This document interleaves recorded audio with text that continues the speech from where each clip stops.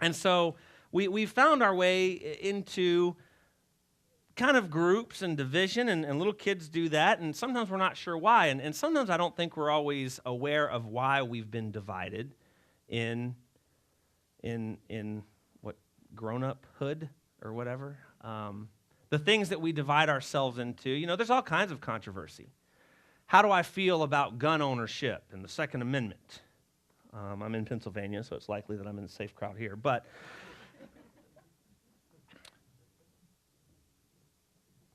things that divide us, this from this. And so today I want to talk to you a little bit about dividing, because we've established some things that divide us. But God has also established some things that divide us that a lot of times I think we ignore, and instead we divide ourselves with our own agenda. We put a lot of weight, you might say, into the things that we think are important, and then from time to time ignore what God has said is most important. I've shared this story before, I don't know, maybe even here with you guys, but my buddy John Montez, who went to Thailand to do some mission work for a while, he was ready to come home. He called me on the phone and said, I'm ready to move back. I said, why are you ready to move back? He said, well, I don't want my kids in school here. For their Christmas pageant, they showed Die Hard because there's a Christmas tree in it, and he's like, I just don't want my kids watching Die Hard in third grade, because it's a Christmas movie.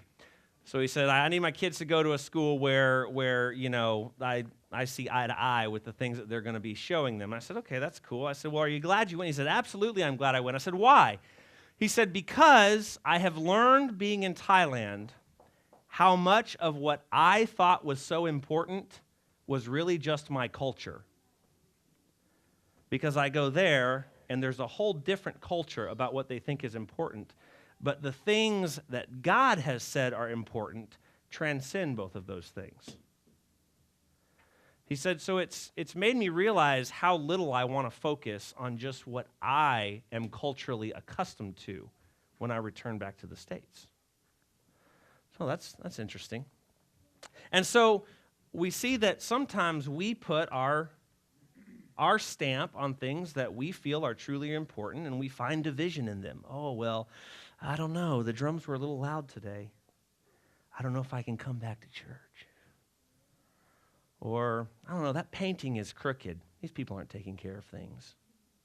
The color of the carpet doesn't suit me. Whatever it is, whatever our thing is that we find ourselves in one corner and putting other people in another corner, well, sometimes it may be important, but sometimes it may have nothing to do with the way that God would divide us into corners. And God talks about that. Jesus talks about it in Matthew. I want to set the stage for you just a little bit. Starting in 24, Jesus is leaving the temple, and he sees some buildings, and he says to the disciples that are walking with him, these buildings are all going to fall down. What they say? Well, tell us about this. And he goes on to give a whole list of things. You've read this before. There'll be wars and rumors of wars. There'll be signs and wonders. There will be false Christs who come to the forefront. There'll be false prophets who come to the forefront. The love of many will wax cold. Nations against nations. He goes through this whole thing, the ending of the age, the increase of wickedness. But the gospel of the kingdom will be preached to the whole world. When you see the abomination of desolation in verse 15, if you're in Judea, flee. Get out of the city. Don't even go back to get anything. Hopefully your fleeing doesn't happen on the Sabbath. Hopefully you don't have a kid. False Christ, false prophets. And if anyone tells you the Christ is here, don't go out there. It's not true. After you see all these things, here in verse 29, it says, the sun will be darkened, the moon will not give its light, the stars will fall from the sky, the heavenly bodies will be shaken. At that time, the Son of Man will appear in the sky, verse 30, and all the nations of the earth will mourn. They will see the Son of Man coming in the clouds of the sky with power and great glory, and he will send his angels with a loud trumpet call, and they will gather his elect from the four winds, from one end of the heavens to the other. Now learn this lesson from the fig tree. He talks about the fig tree giving a sign. Once the fig tree does these certain things, it's summertime. So once you see these things, he says, it's time. Then he starts to explain a little more. Here in verse 36, he says, the day and the hour are unknown, because these disciples have asked him, when will this happen? How will we know these signs? When will this happen? And he starts this little explanation here from chapter 24 and on into 25 here in verse 36. And he does this little break in here. He starts to talk about, in verse 32, he says, keep watch, because you do not know on what day your Lord will come. Now, Hollywood has me tricked, I have to admit. They have me tricked in that I find myself falling in love with the crook. Okay? Ocean's 11, I've seen the movie before. The whole thing is about this group of guys who are clever and they steal, and they get the big bad casino guy and take his money, and I'm like, yeah, hooray for the thief. Wait, what? Hold on. And so, for whatever reason, I don't know, maybe that's just how my mind works. I heard the story, you guys might have heard this before, that there were these criminals at some point that went out and I think they bought concert tickets for a bunch of people in the neighborhood and just left them, said, welcome to the neighborhood. Here's some free concert tickets. Go have a good time. Let us know how it turned out anonymously. It's cool. It's awesome. Concert, everybody's out to the concert. Thieves come in, rob the whole neighborhood. They knew nobody's going to be home. Everybody's out. Now, if those people had thought, well, these thieves are coming tonight, I won't go to the concert, they would have been wise to do so, but how would they have known? And Jesus recognizes that there's this value that we gravitate to. We understand money, so he uses the talk of money. We understand stories, so he shares stories. And then he starts to talk about this concept of the thief. But understand this, if the owner of the house had known at what time of night the thief was coming, he would have kept watch and not let his house be broken into. Jesus understands us. He understands how we get stories and how we get these creative little things. And so that's how he talks to us. So you also must be ready, because the Son of Man will come at an hour when you do not expect him. And then he starts to get deeper into what divides us. Not what we decide that divides us, but what he decides divides us. Verse 45, he says, who then is the faithful and wise servant who the master, obviously the master being anyone? Jesus. Who the master has put in charge of his household, of the servants of his household, to do what? Anybody? To do what? To give them food. Oh, that's an interesting thing. See, he says the master has put some people in charge of the household to give them food, to feed. That's right. He wants to put people in charge who are willing to feed. Unfortunately, Jesus was living in a day and age when the people in charge weren't very good at feeding the people. They were robbing them of their spirituality. They were robbing them of their genuine experience with God. So he points this out. To feed them. It would be good for that servant whose master finds him doing so when he returns. I tell you the truth. He will put him in charge of all of his possessions. In other words, man, you just do this thing. You feed the people, and I'm going to give you more responsibility. I want you to be in charge of, maybe you're going to run a soup kitchen of spirituality. I don't know. But suppose that servant is wicked. And this is where we see an interesting picture of Jesus. We've talked about before here in this congregation that sometimes there seems this discrepancy in the Old Testament and the New Testament. We see this Old Testament God, this iron-fisted Old Testament God who says, Wipe them all out. Men, women, children. Don't save the trees. Don't save the animals. It's all done. And we get real upset about that, forgetting the cancerous-like nature of sin. That if you keep just a little bit of it, it always regrows.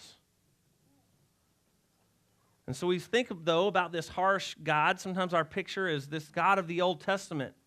Why was he so harsh? But then we get to look at cool old stories where God dialogues with people of the time. And they say, well, Lord, please don't destroy this city. What if I could find 50 people? Okay, I won't destroy it. How about 40, 30, 10? How about if I can find 10 people in the city? Okay, I won't do it. What I love about that conversation is it makes me realize that if we could see the conversation between God and man in all of these stories, we would know that God does nothing without the research. Nothing. And so we have to find out why God was like that in the Old Testament. What is important to God? And this explains it, because the master, Jesus is talking about himself. It says, but suppose the servant is wicked and says to himself, my master is staying away a long time. And he begins to beat his fellow servants and to eat and drink with drunkards. The master of that servant will come on a day when he does not expect him, at an hour that he is not aware of. Now, this is a story of Jesus. Jesus is talking about himself here.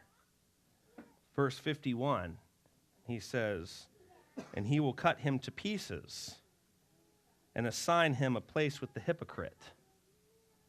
And there will be weeping and gnashing of teeth.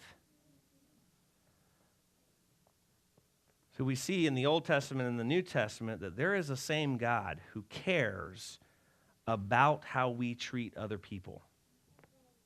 All these nations that got wiped out, they got wiped out because they became so infectious, they couldn't even have visitors to the city. Visitors would come and be killed. People of the city warring against one another. He said, I can't do it. I can't leave that kind of influence in the world. And we see that Jesus is no different. To the servant who would beat his fellow servants and forsake his own moral compass, to eat and drink with the drunkards. This master, so he sees there's now we see our first division, and you take a look at your take home there. You see our first division. Jesus shows that there's two groups of people, not a group of people that, that want a contemporary service or a traditional service at church. That's something that we get to choose, and sure, it's fine if we get to choose that. But when he decides to divide these two groups and put one group in a corner, another group in a corner, he says, who are the people who are feeding? Who are the people who are in the lives of others, improving them and spreading spiritual things? And then who are those who treat each other poorly? These are my two groups. Who are the people that treat each other poorly and constantly compromise their moral compass? These are the two groups. He doesn't stop there. He wants to let us know more about this. So as you guys take home this little thing today, I encourage you to put it up on the fridge. As you walk by it for breakfast in the morning, answer some of these questions. You can work on them right here while we're talking as well. But chapter 25, verse 1. At the time, the kingdom of heaven, does anybody know, we've talked about this before, what does Jesus mean when he says the kingdom of heaven? Who? Himself. Jesus is saying, the kingdom of heaven, himself, right? When he says the kingdom of heaven is at hand, he means, I am here. So when he says the kingdom of heaven, he says, me. Here it is. At that time, me, the kingdom of heaven, will be like 10 virgins who took their lamps and went out to meet the bridegroom. Now, I have spoken to youth using this story before, a different point of view in this story, but one of the points I definitely bring out to my youth is that all 10 were virgins. And so, moving on though. And so, At that time, the kingdom of heaven will be like 10 virgins who took their lamps and went out to meet the bridegroom. 5 of them were foolish and 5 were wise. The foolish ones took lamps, but did not take any oil with them. The wise, however, took oil in jars along with their lamps. The bridegroom was long time in coming, and they all became drowsy and fell asleep. At midnight, the cry rang out, "Here's the bridegroom, come out to meet him." Then all the virgins woke up and trimmed their lamps. The foolish one said to the wise, "Give us some of your oil. Our lamps are going out." Now, some of you have studied this story before. Some of you already know what oil in the Bible represents. Anyone? The Spirit. The Spirit. We believe the Spirit, the Holy Spirit in our lives. He brings us truth. He brings us conscience. He brings us understanding of the Word. The Spirit is a very important thing to have in our lives, and so Jesus is pointing it out here. The coming of the Son of Man will be like a bunch of people who need the Spirit in their lives. And some of them will be wise because they will have really filled their lives with Spirit. And some of them will be unwise, so now we have 2 groups of people again, right?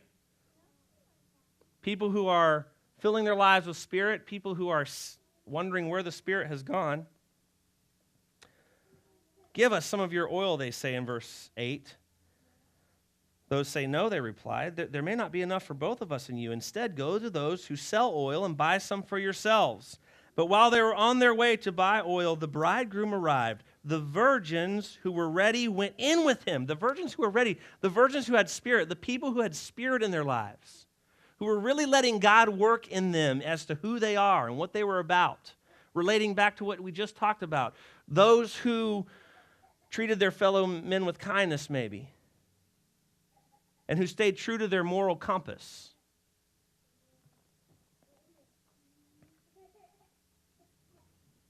They went in with the bridegroom.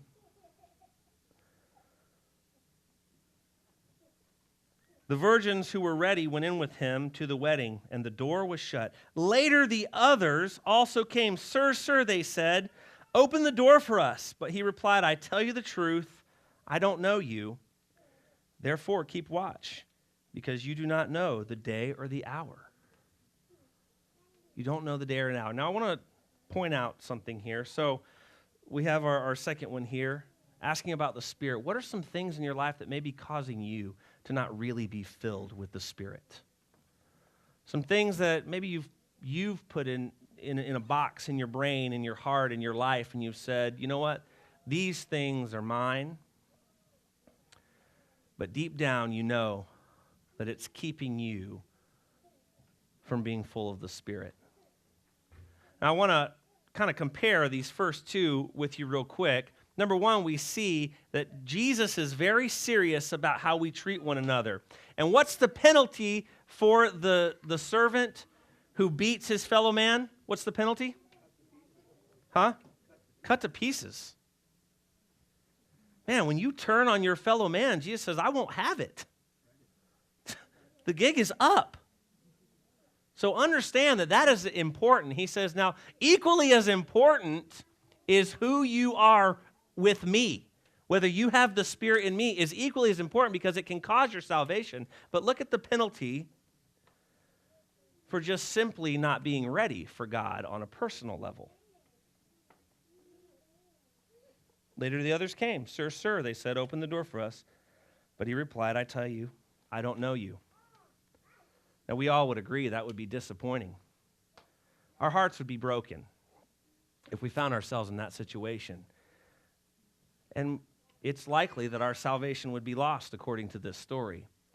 But would you say that the penalty is vastly different when it comes to those 2 behaviors? Neglecting our own personal experience, man, God would never want us to do that. That's why he talks to us about it. But boy, he does see it very different when we neglect ourselves versus neglecting our relationships with others. He sees it very different. 2 more short ones here. The parable of the talents. Again, it will be like a man, it being the kingdom of heaven, which is who? God, Jesus, that's right. It will be like a man going on a journey who called his servants and entrusted his property to them. To one he gave 5 talents of money, to another 2 talents, to another 1 talent, each according to his ability. I believe that God never asks us to do more than we're capable of. So we ought to be careful not to try. We've been talking recently, some of my friends and I, about growing corporately to your level of incompetence. We see people do that from time to time, you know. I get to work up at the academy, and I see sometimes these kids with these grand hopes and dreams of becoming SA president or class pastor. And I, in my great wisdom, look at them and say, oof, you don't know what you're getting into. Sometimes I've worked with people who have gotten themselves into a situation that is just far above their heads. Well, that doesn't mean there's not work to be done, right? There's definitely work for each and every one of us to do, but we have to evaluate what we're good at and keep doing those things. And so God doesn't give us more than our abilities, and yet sometimes we pile more on than our abilities. Then he went on his journey. Verse 16, the man who received the 5 talents went at once and put his money to work and gained 5 more. This is good math here. So also the one with 2 talents gained 2 more. They're doubling. But the man who received 1 talent went off, dug a hole in the ground, and hid his master's money. After a long time, the master of those servants returned and settled accounts with them. The man who had received 5 talents brought the other 5. Master, he said, you entrusted me with 5 talents. See, I have gained 5 more. Now we're going to keep reading here. I want to read to the end of this. And you guys have heard me say this before.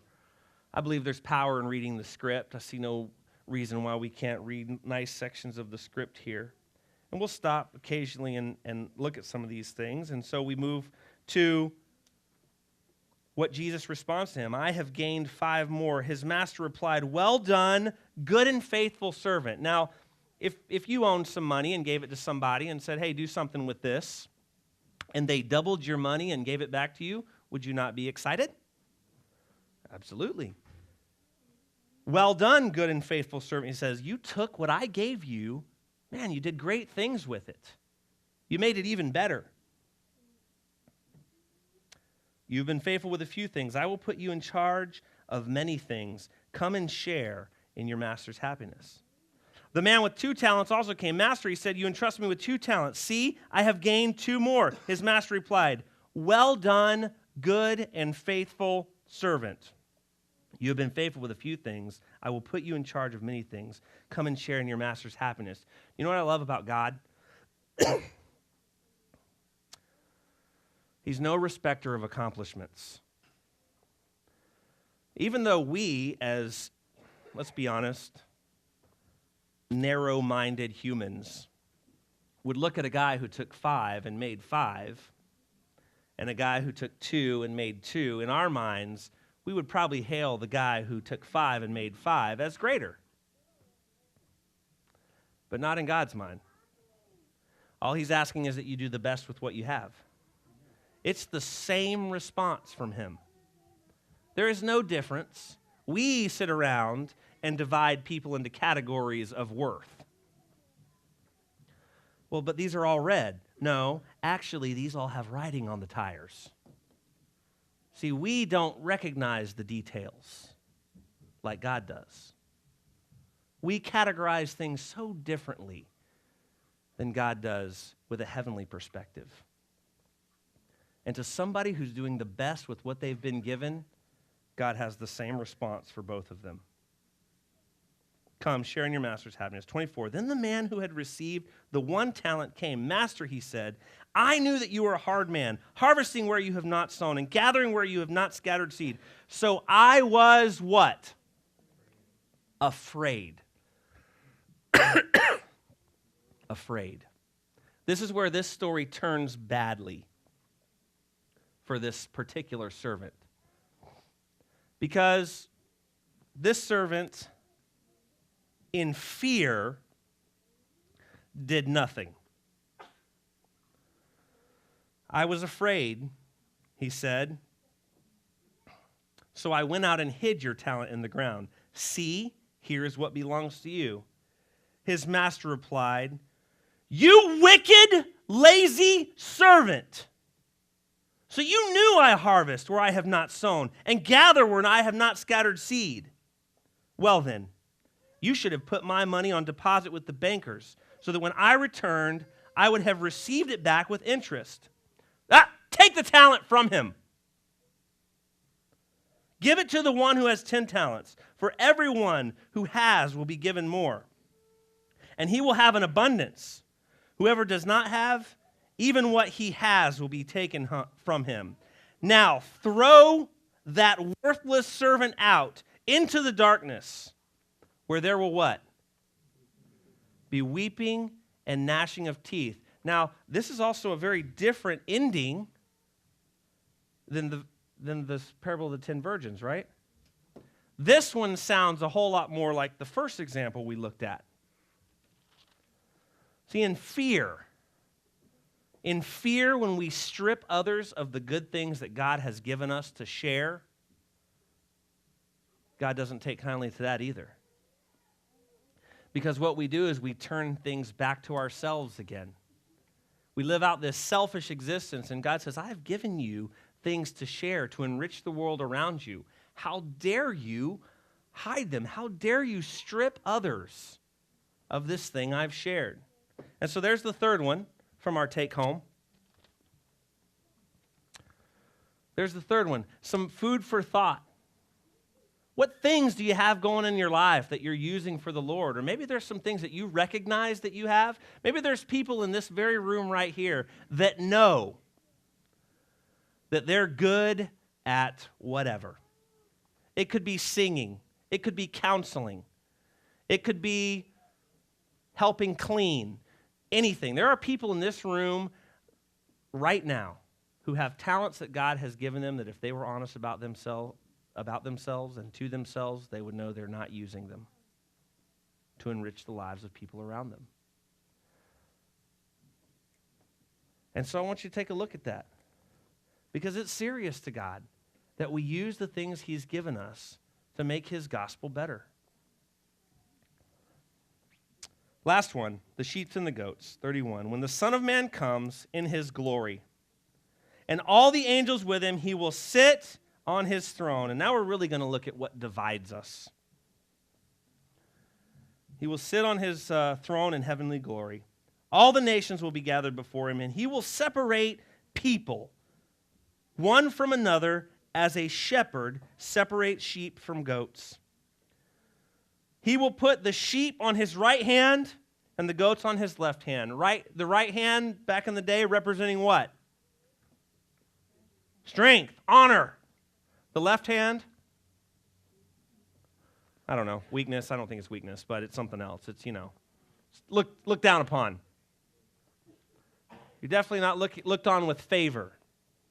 So he separates them, right from the left. Then the king will say to those on his right, come, you who are blessed by my Father, take your inheritance, the kingdom prepared for you since the creation of the world. For I was hungry, and you gave me something to eat. I was thirsty, and you gave me something to drink. I was a stranger, and you invited me in. I needed clothes, and you clothed me. I was sick, and you looked after me. I was in prison, and you came to visit me. Then the righteous will answer him, Lord, when did we see you hungry? And when did we feed you? When did we see you thirsty and give you something to drink? When did we see you a stranger, invite you in, or need clothes and clothe you? When did we see you sick or in prison and go to visit you? You know what I love about this group of people that God has divided over to his right hand? Others have become such a part of their life, they don't even recognize when they do it.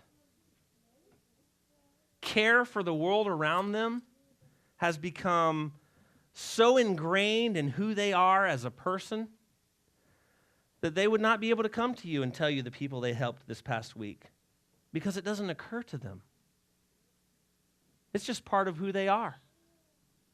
Sometimes when I preach, I realize I use verbal pauses, or this. It's become so much a part of my speech that I can't tell you when I say it. And we find ourselves doing this. Some people, wipe their forehead or do one of these things. Whatever it is, things become a part of who we are until we no longer recognize them. And that's what I love about this group of people, and that's what God loves about this group of people. This is a group of people who have made others so important in their lives that they don't even recognize the impact that they have. They're just living out their lives. They're inviting people in. They're making people feel included. They're clothing people. They're smiling at people. They're improving the lives of those around them. And so Jesus goes on to explain. He says, the king will reply, I tell you the truth. Whatever you did for one of the least of these brothers of mine, you did it for me. Then he will say to those on his left, depart from me, you who are cursed, into the eternal fire prepared for the devil and his angels. For I was hungry, and you gave me nothing to eat. I was thirsty, and you gave me nothing to drink. I was a stranger. You didn't invite me in. I needed clothes. You didn't clothe me. I was sick. I was in prison. You did not look after me.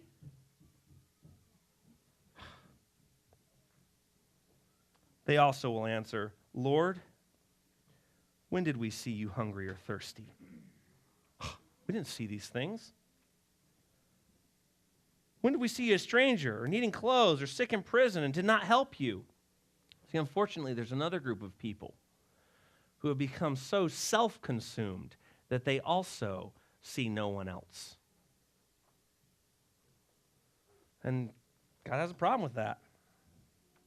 He will reply, I tell you the truth, whatever you did not do for one of the least of these, you did not do it for me. And they will go away into what? Eternal punishment. A punishment that lasts forever. And the righteous will go into eternal life. I think of the things that I get divided on, where I get divisive about stuff, where I set myself in a corner with a certain group of people and I sneer and point at the other corner. And I wonder to myself, how important are the things that I divide over? Are they really what's important to God? Or have I married my personal preference to my belief system in a way that makes neither of them worth a whole lot?